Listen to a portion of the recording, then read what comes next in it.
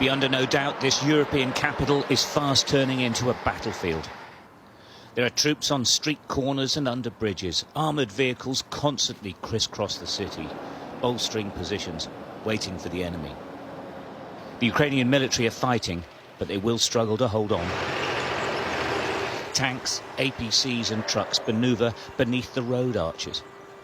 They're attempting to shield themselves from attack from the skies, holding on until the Russian infantry and paratroopers attempt to get further into Kiev by road and on foot. Well, that's the expectation anyway. There's been a huge exodus from the city.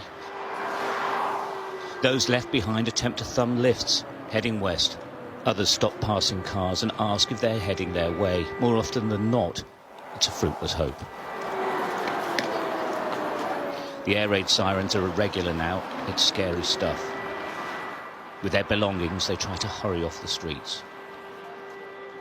Most head for the metro stations, trying to get underground. Mums and dads and their little ones, trying to find safety if they can't find a way out. Everyone feels exposed. Everyone feels vulnerable. Well, that's a haunting sound of the air raid sirens. It's pushing people into taking cover. Just heard a crump of an explosion. It's like this all over the city now.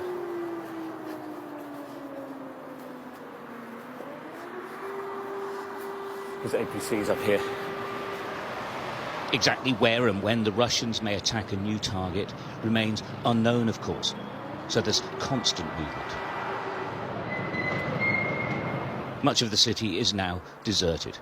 Hardly any people in the centre of town, just a few cars driving between homes or looking for a few shops that are still open. And on the streets as well, civilian militia, armed and ready to support the army.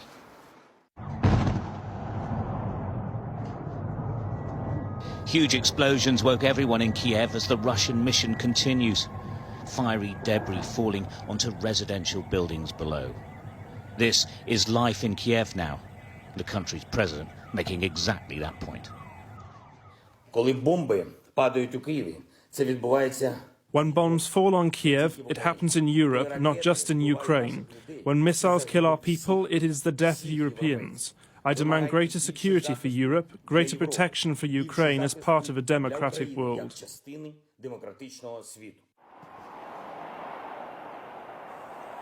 Many of the Ukrainian soldiers are very young and inexperienced. 21-year-old Sergei Petroshenko is the only soldier guarding a footbridge. He has fired 16 rounds in his life. Now he waits for the Russians. His home village has already fallen. There are a Russian base in my village. And from my village, they're gonna go here on Kyiv to capture it. Yeah, it's really scary and terrifying. I am called to my parents. They really scared. There's Russians in our village, enemies. There's tanks, heavy vehicle. I hope that they will be fine.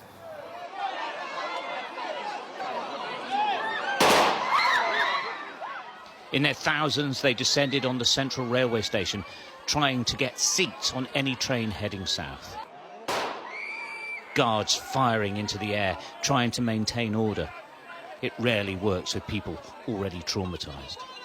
It was chaotic and desperate, but that is what it's like here now. The fear of the unknown is what's so difficult for the people.